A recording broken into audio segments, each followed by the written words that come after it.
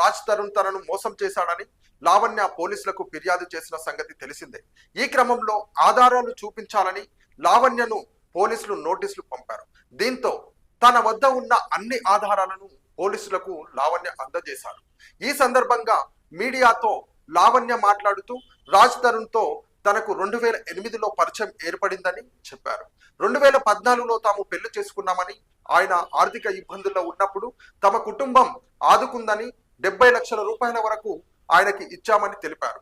2016లో తాను గర్భం దాల్చానని, రాజ్ తరుణ్ తనకు అబార్షన్ చేయించాడని చెప్పారు. తనను రాజ్ తరుణ్ మాల్వీ డ్రగ్స్ కేసులో ఇరికించారని లావణ్య తెలిపారు. జనవరిలో తాను యుఎస్ నుంచి తిరిగి వచ్చానని, సికింద్రాబాద్ రైల్వే స్టేషన్ లో తనను పోలీసులు అరెస్ట్ చేశారని చెప్పారు. తప్పుడు ఆరోపణలతో తనను రిమాండ్ చేశారని, తాను 45 రోజుల పాటు జైల్లో ఉన్నానని తెలిపారు. జైలు నుంచి బయటకు వచ్చిన తర్వాత